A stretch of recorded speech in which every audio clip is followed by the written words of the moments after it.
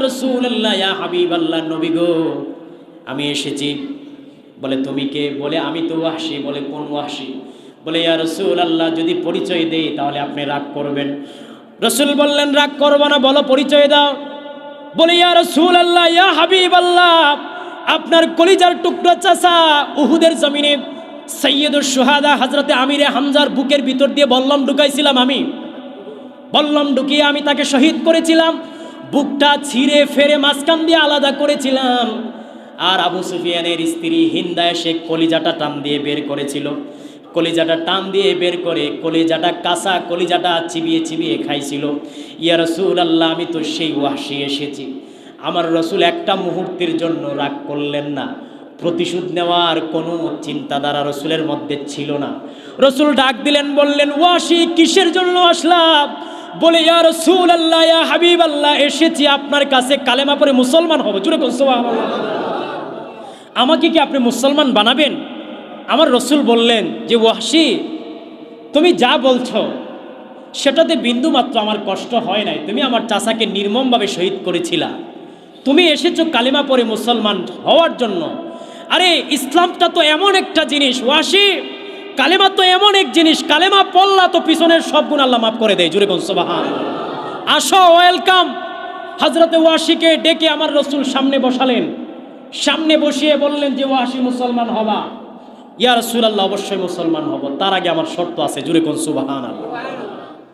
আমি তো সাধারণ কোনো পাপী না, আমি তো দাগী আসামি, অনেক বড় আসামি। সুতরাং আমি যদি মুসলমান হতে হয় আল্লাহর পক্ষ থেকে ওহী আসতে হবে যে আমি ওয়াহশীকে ক্ষমা করে দেওয়া হয়েছে। জোরে বলুন সুবহানাল্লাহ। আল্লাহু আকবার। কত বড় অপরাধ করে রাসূলের সামনে গেছে। অপরাধ করে যাওয়ার পরে রাসূলের সামনে যায় শর্ত লাগাই দিছে যে রাসূল কালেমা পড়ে মুসলমান হব, তার আগে শর্ত হচ্ছে জিবরিল আমিন ওহী নিয়ে আসতে হবে।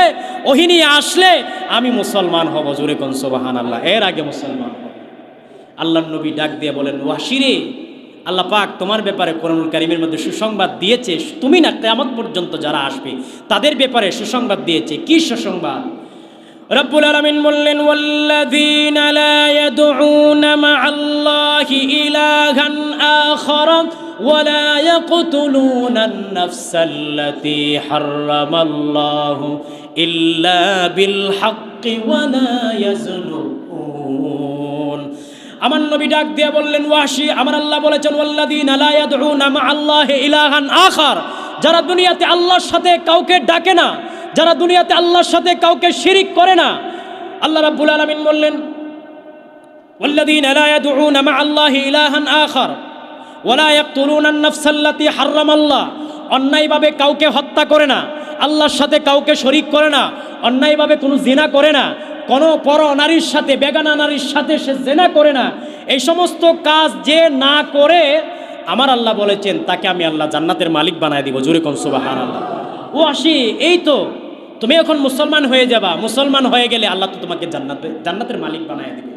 ওয়াহশী বলে ইয়া রাসূলুল্লাহ এই সুসংবাদটা আমার জন্য না। জোরে কোন সুবহানাল্লাহ। কারণ আমি এত বড় বড় শিরিক করছি আল্লাহর সাথে। আল্লাহ যদি কোনো সময় তার সিদ্ধান্ত পরিবর্তন করে বলে যে ও শিরিক করছে, বড় শিরিক, ওর সিদ্ধান্ত পাল্টায় দিলাম, ও জান্নাতি থেকে ওর নাম জাহান্নামের কাতারে।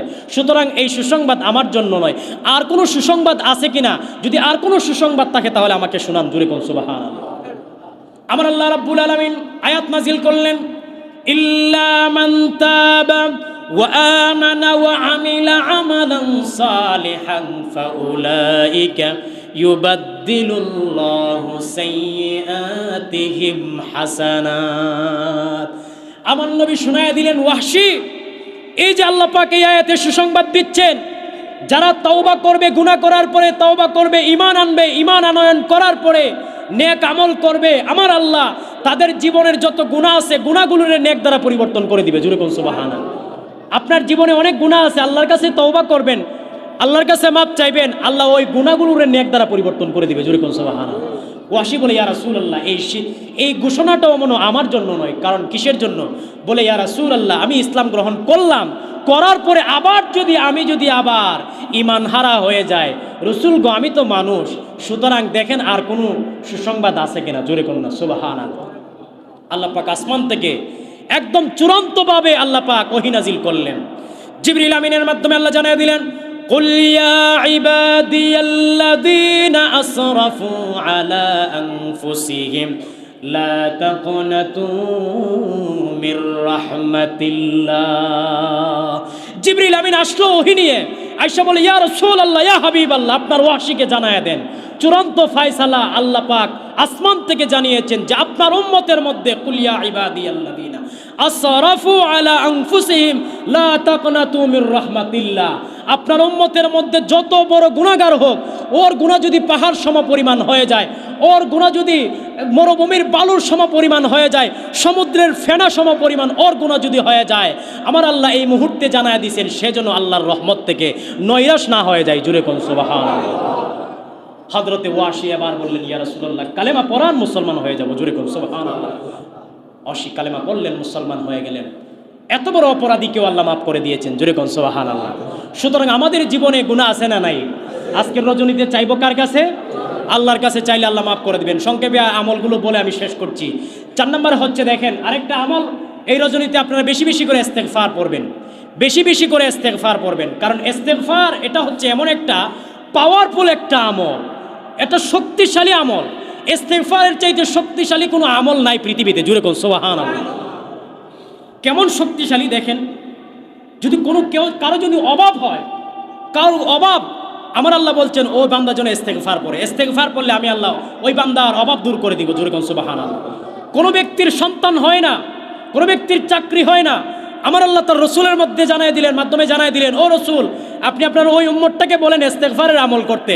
ইস্তেগফারের আমল করলে দেখবেন নিঃসন্তান দম্পতিদেরকে আমি আল্লাহ সন্তান দিব। জোরে কোন সুবহানাল্লাহ।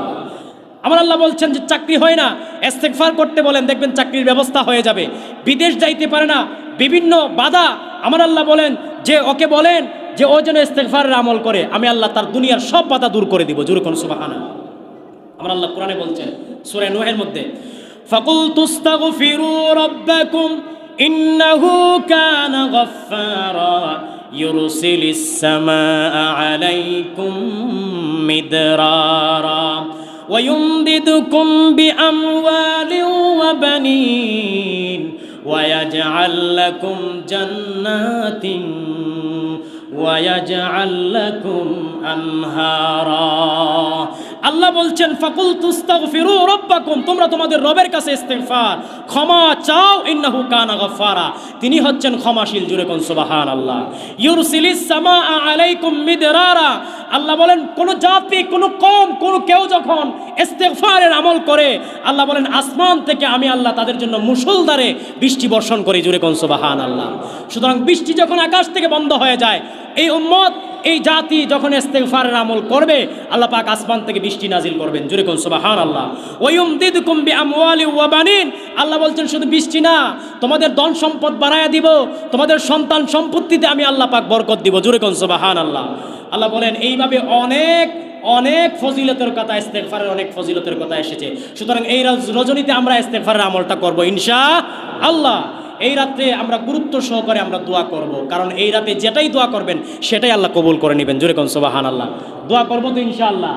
আমাদের মনে যা আছে, যা চাওয়ার আছে, যা চাইবেন আজকে আল্লাহ তাই কবুল করবেন। তবে বৈধ কিছু চাবেন, অবৈধ কিছু চাওয়া যাবে না। কথা বলেন ঠিক না? বৈধ যা চাওয়ার আজকে চেয়ে নিবেন। আল্লাহ বলেন ফজর রাত পর্যন্ত আমি আসি তোদের জন্য, তোদের যা লাগবে আমি আল্লাহ সব চাওয়া পাওয়া আজকে পূরণ করে দিব। জোরে কোন সুবহানাল্লাহ। 6 নম্বর হচ্ছে এই রাত্রে আপনার সাধ্যমতো, যাদের সাধ্য আছে সাধ্যমতো কিছু দান সৎকা করবেন। দান সৎকা অবশ্যই করবেন এই রজনীতে, যাদের সাধ্য অনুযায়ী, যার যতটুকু পারেন, গরিব দুঃখী দেখে, এতিম মিসকিন দেখে দেখে দান করবেন। তারপরে কোরআন তেলাওয়াতের আমলটা করবেন, জিকির আজকার করবেন। দুরূদ শরীফের আমলগুলো করা যাবে না? ইনশাআল্লাহ করা যাবে তো ইনশাআল্লাহ।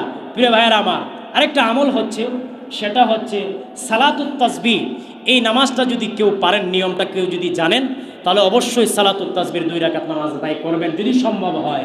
যদি সম্ভব তাও না হয় তাহলে সালাতুল হাজতের 2 রাকাত নামাজ আদায় করবেন। সালাতুল হাজতের 2 রাকাত নামাজ আদায় করে আল্লাহর কাছে বলবেন, আপনার সেজদায় গিয়ে বলবেন আপনার হাজত কি হাজত, কি প্রয়োজন আপনার কাছে, আপনি যেভাবে পারেন ওইভাবে আল্লাহর কাছে চান, আল্লাহ কবুল করে নেবেন। জোরে কোন সুবহানাল্লাহ। প্রিয় ভাইয়েরা আমার, আসুন এই হচ্ছে আজকের আমাদের এই আমলগুলো আমরা ইনশাল্লাহ করব তো ইনশাল্লাহ। আল্লাহ আমাদের সবাইকে কবুল করুন, বলুন আমিন। প্রিয় ভাইরা আমার, এই রজনীতে কিছু কিছু বান্দারা আবার ক্ষমা পাবে না। হাদিসের ভাষায় এসেছে এই রজনীতে সবাই আবার ক্ষমা পাবে না, কিছু ব্যক্তি আছে। এর মধ্যে রসুলের হাদিসের ভাষা অনুযায়ী আমরা যেটা পাইলাম, এক নম্বরে হচ্ছে যারা মুশরিক, যারা আল্লাহর সাথে উঠতে বসতে শিরিক করে, যারা কথায় শিরিক করে, কাজে শিরিক করে, আল্লাহর সাথে কোনো অংশীদার সাব্যস্ত করে, তাদেরকে আল্লাহ বলেন যে এদেরকে আমি আল্লাহ ক্ষমা করব না। যদি এরা যদি ক্ষমা পাইতে চায় তাহলে অবশ্যই ওরা মসজিদে আসতে হবে। মসজিদে এসে নিজের শিরিক থেকে আগে বা দূরে সরে আসতে হবে। দূরে সরে এসে শিরিক থেকে মুক্ত হয়ে যদি আমি আল্লাহর কাছে তওবা করে, তাহলে আমি আল্লাহ এই সমস্ত মুশরিকদেরকে ক্ষমা করব। তবে ডালাওভাবে ক্ষমা করব না। ডালাওভাবে অন্যদেরকে যেভাবে আমি ক্ষমা করে দিব, মুশরিকরা ক্ষমা পাবে না। 2 নম্বর হচ্ছে বিদ্বেষ পোষণকারী আমাদের সমাজে আসে না নাই, হিংসা করে, হিংসুক আমাদের সমাজে আসে নাই। রাসূলুল্লাহর হাদিসের ভাষা অনুযায়ী হিংসুকরা এই রজনীতে ক্ষমা পাবে না। অর্থাৎ হিংসা যাদের অন্তরে আছে, বিদ্বেষ যাদের অন্তরে আছে, এখন মসজিদ থেকে বের হয়ে যাবেন। মসজিদ থেকে বের হয়ে যে আপনি যদি কারো প্রতি যদি বিন্দু পরিমাণ যদি বিদ্বেষ থাকে, তার সাথে আপনার মুআমালা ঠিক করে নেবেন, তার সাথে সম্পর্ক ঠিক করে নেবেন, জোড়া লাগায় নেবেন। সম্পর্ক নষ্ট করা কোনো ব্যক্তি, কোনো মানুষ যদি আজকের রজনী দিয়ে ইবাদত করেন, কোনো লাভ হবে না। ভাইয়ে ভাইয়ে দ্বন্দ্ব আছে না নাই? বাবা ছেলে দ্বন্দ্ব আছে না নাই? ভাই বোনে দ্বন্দ্ব আছে না নাই? চাচাবাতিদা দ্বন্দ্ব আছে না নাই? সমাজে প্রত্যেকটা মানুষ কেউ না কেউ কারোর সাথে দ্বন্দ্ব আমরা লেগেই আছে। আল্লাহ বলেন এই দ্বন্দ্ব নিরসন আগে করো। দ্বন্দ্ব নিরসন করে একে অন্যের মধ্যে সম্পর্কের জোড়া লাগাও। সম্পর্কের জোড়া লাগাইয়া তারপরে মসজিদে ঢুকবা, তাহলে আমি আল্লাহর ক্ষমা পাইবা। নাহলে ক্ষমা পাওয়ার কোনো কি নাই, চান্স নাই। এজন্য যদি কারোর সাথে আমাদের কোনো মনোমালিন্য থাকে, আল্লাহর ওয়াস্তে মনোমালিন্যটা দূর করে নেবেন। আমিও এই মুহূর্তে এই জায়গায় দাঁড়িয়ে বলছি, আমার সাথে আমার কোনো মুসল্লির যদি কোনো এই 1 বছরের ভিতরে কারোর সাথে যদি আমার কোনো ধরনের মনোমালিন্য হয়ে থাকে, আমার কথায় আমার কাজে যদি আমার কোনো মুসল্লি কষ্ট পেয়ে থাকেন, তাহলে আল্লাহর ওয়াস্তে আমাকে ক্ষমা করে দিবেন। আমি আপনাদের সকলের কাছে ক্ষমা প্রার্থী। আপনারা মন থেকে দিল থেকে আমাকে ক্ষমা করে দিবেন। আমি আপনাদের সাথে সব ধরনের, আমারও আপনাদের কারো প্রতি কোনো ধরনের বিদ্বেষ নাই, হিংসা নাই, মনোমালিন্য নাই। আল্লাহ পাক আমাদের সবাইকে কবুল করুন, বলুন আমিন। এই শ্রেণীর আরো অনেকেই আছে, পিতামাতার অবাধ্য সন্তান আমাদের সমাজে আছে না নাই? আল্লাহ বলেন এদেরকেও আমি আল্লাহ ডালাওভাবে ক্ষমা করি না। এর আগে মা বাবার কাছে মাপ চাইতে হবে। মা বাবার কাছে মাপ চাইয়ে যদি আমি আল্লাহর কাছে আসে, তাহলে আমি আল্লাহ মাফ করে দিব। জোরে বলুন সুবহানাল্লাহ। এজন্য মা বাবার অবাধ্য সন্তান যারা আছো, যদি এখানে থেকে থাকেন, মাইকের আওয়াজ যতদূর পর্যন্ত যাচ্ছে যদি কেউ শুনে থাকেন, মা বাবার অবাধ্য সন্তান, মা বাবার সাথে মা বাবাকে আগে খুশি করবা, খুশি করে তারপরে এই রাতে নফল ইবাদত বন্দি করবা, আল্লাহর কাছে তওবা করবা, তাহলে আল্লাহ কবুল করবেন। আমার প্রাণের ভাইয়েরা, তারপরে এভাবে অনেক আত্মীয়তার সম্পর্ক ছিন্নকারী যদি কেউ থাকেন, আত্মীয়তার সম্পর্কটা আগে ঠিক করবেন। তারপরে মদ খায়, গাঁজা খায়, এমন লোক আমাদের সমাজে আছে না নেই? আল্লাহ বলেন যে এদেরকেও আমি আল্লাহ ঢালাওভাবে ক্ষমা করব না। আগে এগুলো ঠিক করো, এগুলোর থেকে বাঁচো, বাইচা আমি আল্লাহর কাছে আসবা, আমি আল্লাহ ক্ষমা করে দিব। আল্লাহ আমাদের সবাইকে কবুল করুন, বলুন আমিন। ওয়া আখিরু দাওয়ানা আলহামদুলিল্লাহি রাব্বিল আলামিন। আজকের এই আলোচনা যেটুকু করলাম সেটুকুর উপরে সর্বপ্রথম আমি গুনাহগার যেন আমল করতে পারি, বাকি আপনাদের সবাইকে যেন আল্লাহ পাক আমল করার মতো তৌফিক দান করেন। সবাই বলুন আমিন। এখন মিলাদে মোস্তফা হবে, আমরা সকলে মন ভরে মিলাদ করব, তারপরে দোয়া হবে ইনশাআল্লাহ। তারপরে কতক্ষণ নামাজ পড়লেন, নামাজের পরে তারপরে আপনার অনেক সময় যদি বোরিং লাগে, খারাপ লাগে, উঠলেন, উঠে যেয়ে আবার বাইরে থেকে একটু ঘুরে আসলেন, ঘুরে চাটা খেয়ে আসলেন, আইসা আবার নামাজ পড়লেন। এইভাবে আপনি রাত্রিটা কাটান। প্রিয় ভাইয়ার আমার, এটা হচ্ছে 2 নম্বর আমল। নফল নামাজ অবশ্যই পড়বেন। 3 নম্বর হচ্ছে তওবা করা, আল্লাহর কাছে তওবা করা। তওবা অর্থ হচ্ছে আল্লাহর দিকে ফিরে আসা। প্রত্যেকটা বান্দা তার রবের দিকে ফিরে আসবে, এর নাম হচ্ছে তওবা। কথা বলেন ঠিক কিনা? আল্লাহ পাকের যত অবাধ্যতা আছে, যত অপছন্দনীয় কাজ আছে আল্লাহর দৃষ্টিতে, সবগুলো ছেড়ে দেওয়া, আল্লাহ পাকের পছন্দনীয় কাজগুলো করা এবং আল্লাহ পাকের অনুগত হয়ে বাধ্য হয়ে চলা, এর নাম হচ্ছে তওবা। জোরে বলুন সুবহানাল্লাহ। আল্লাহর ভয়ে যাবতীয় গুনাহের কাজ ছেড়ে দেওয়া, গুনাহের কাজ ছেড়ে দিয়ে এই মর্মে দৃঢ় প্রতিজ্ঞা করা যে আর কোনো গুনাহ করব না। আল্লাহ যেই গুনাহটা হয়ে গেছে, ভুল হয়েছে, আর গুনাহ করব না। এইভাবে আল্লাহর কাছে যখন বান্দা এই রজনীতে যখন আল্লাহর কাছে চাবে, আল্লাহর কাছে যখন চাইতে থাকবে, আল্লাহ বলেন আমি আমার ওই বান্দার জীবনের সব গুনাহ মাফ করে দেই। জুড়ে কোন সুবহানাল্লাহ। আমাদের জীবনে গুনাহ আছে না নাই? কম না বেশি? আমাদের জীবনের পদে পদে আমাদের গুনাহ, ডানে থাকালে গুনাহ, বামে থাকালে গুনাহ, পিছনে তাকালে গুনাহ, সামনে তাকালে গুনাহ, গুনার গুনাহ, গুনার একদম গুনার পাহাড় হয়ে আছে। আমার আল্লাহ বলেন যে বান্দা চিন্তা করার দরকার নাই, টেনশন করার দরকার নাই, আমি আল্লাহর কাছে চাও, আমি আল্লাহর কাছে মাপ চাইবা, তাহলে তোমার জীবনের যত বড় গুনাহ আছে সব আমি আল্লাহ মাফ করে দেব। জোরে কোন সুবহানাল্লাহ।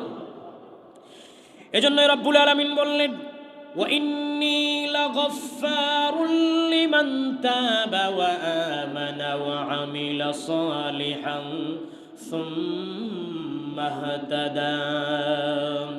রব্বুল আলামিন বলেন ওয়া ইন্নী লাগাফফারুল লিমান তাবা, অবশ্যই আমি আল্লাহ ক্ষমাশীল, লিমান তাবা যারা তওবা করে, আমি আল্লাহর কাছে যারা তওবা করে আর বলে আল্লাহ জীবনে অনেক গুনাহ করেছি, ভুল করে ফেলেছি আল্লাহ, জীবনে কবিরা গুনাহ করেছি, সগীরা গুনাহ করেছি, জানা অজানা, শিরিক বিদআত, ইচ্ছায় অনিচ্ছায়, দেখে না দেখে অনেক গুনাহ করে ফেলেছি। আল্লাহ আজকের এই রজনীতে তোমার কাছে চাই, তোমার কাছে তওবা করি, সব গুনাহ মাফ করে দাও।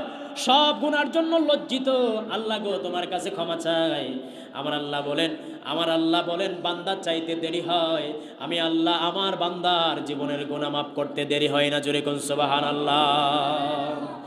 এইভাবে আল্লাহ রাব্বুল আলামিন আরো বলেন, এই আয়াতের মধ্যে বলেন ওয়া ইন্নী লাগাফফারুল লিমান তাবা ওয়া আমানা ওয়া আমিলা সালিহা, যারা তওবা করে, যারা ঈমান আনয়ন করে আল্লাহ এবং তার রাসূলের প্রতি, ওয়া আমিলা সালিহা, যারা নেক আমল করে, আমার আল্লাহ বলেন আমি তাদের জন্য ক্ষমাশীল, তাদের জীবনের সব গুনাহ মাফ করে দেই। জোরে কোন সুবহানাল্লাহ।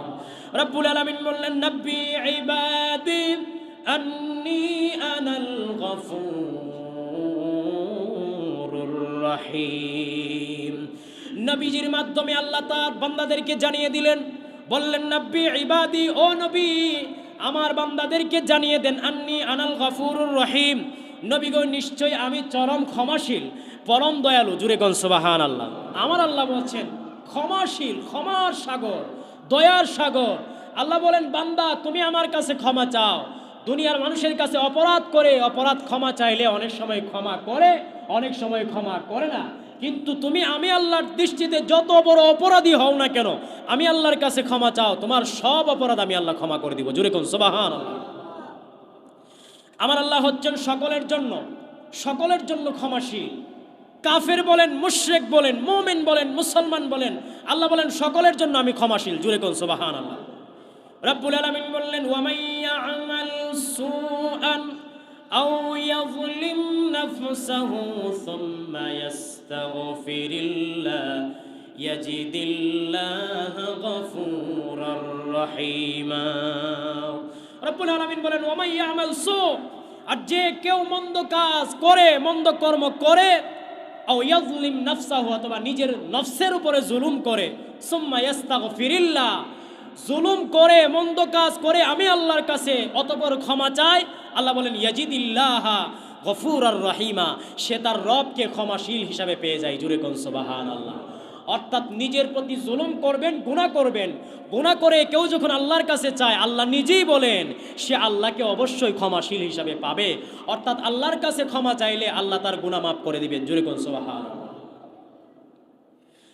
রব্বুল আলামিন বললেন দেখেন আল্লাহ যদি আমাদের উপর দয়া না করতেন, আল্লাহ যদি আমাদের উপর রহম না করতেন, তাহলে আমরা কেউ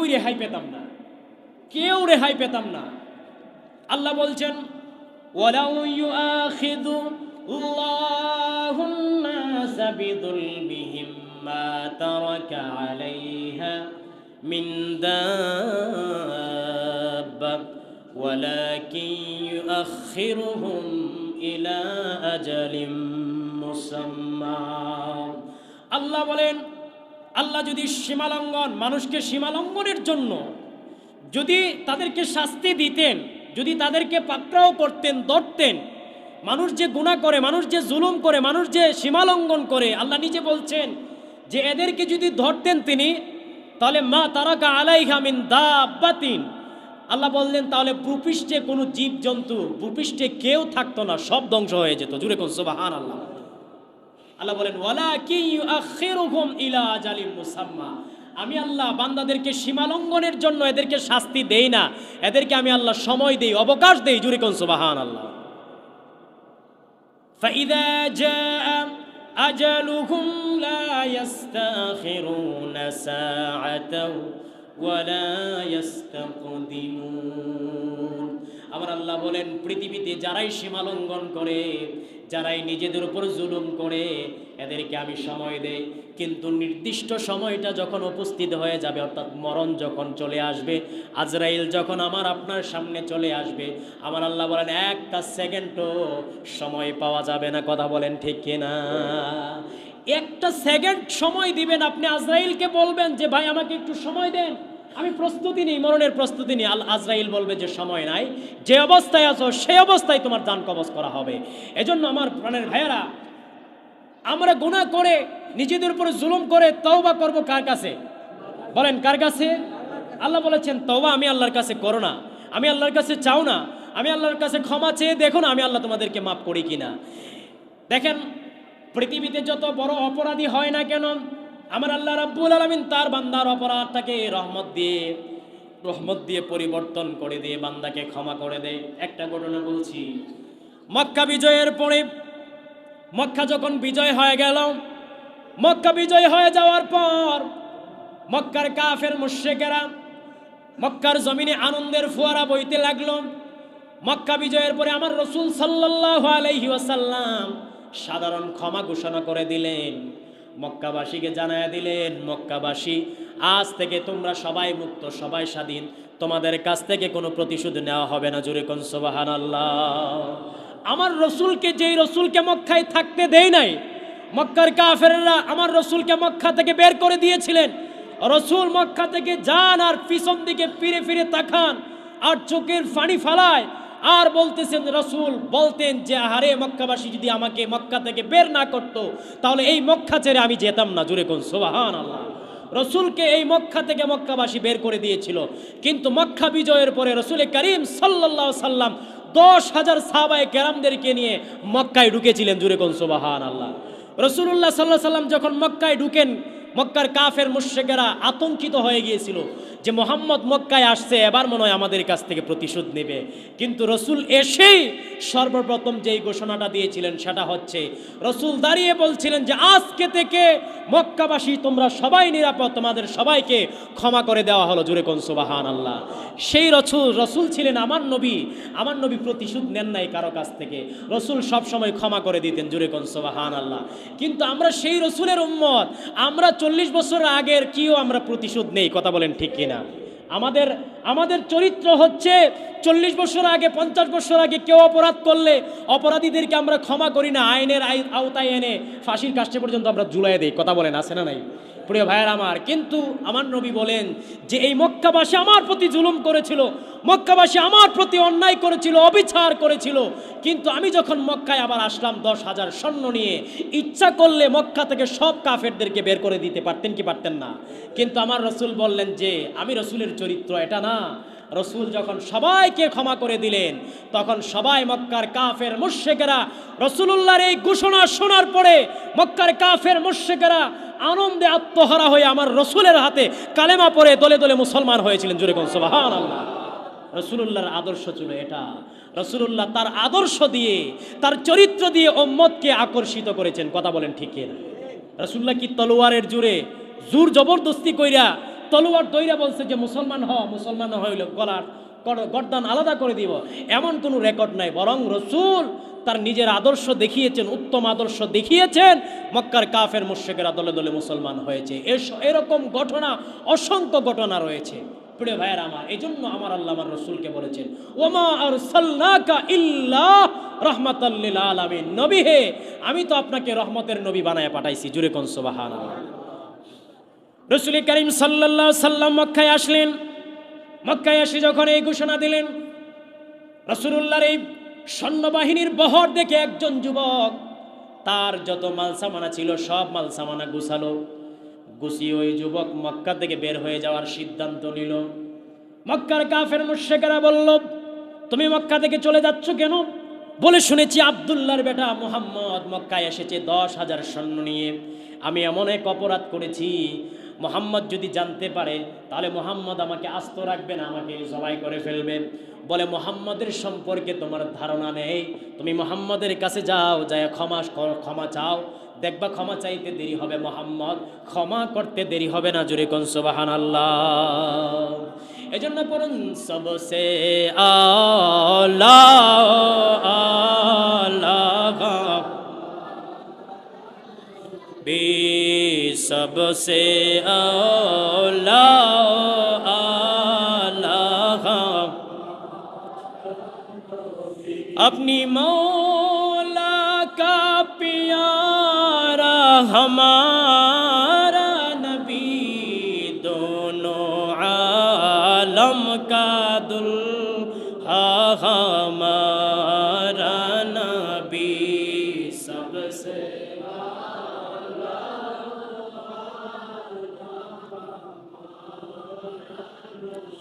खल्क़ से औलिया औलिया से रसूल, रसूल से आला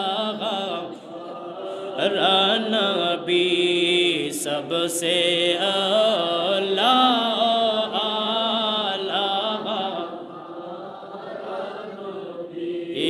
सबसे आला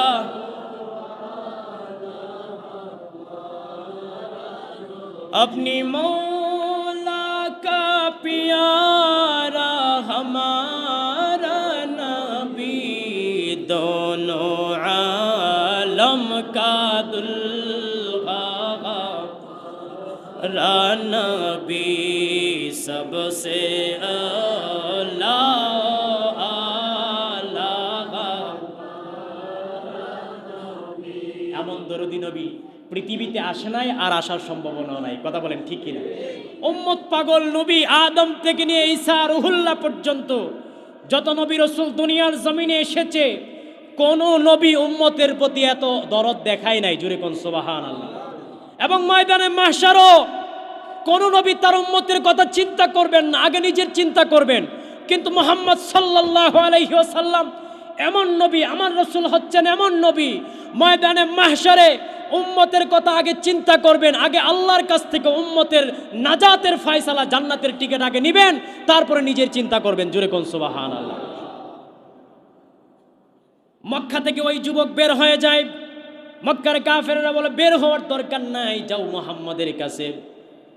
মুহাম্মদ সাল্লাল্লাহু আলাইহি সাল্লামের কাছে ওই যুবক গেলেন। যুবকের নাম হচ্ছে হযরতে ওয়াহশী, যে রাসূল করিম সাল্লাল্লাহু আলাইহি সাল্লামের চাচা, কলিজার টুকরা চাচা, সৈয়দুশ শুহাদা হযরতে আমিরে হামজাকে বল্লম দিয়ে শহীদ করেছিল। সেই ওয়াহশী মুহাম্মদ সাল্লাল্লাহু আলাইহি সাল্লামের দরবারে গেলেন। মুহাম্মদ সাল্লাল্লাহু আলাইহি সাল্লামের কাছে যে সালাম দিলেন, সালাম দিয়ে বললেন,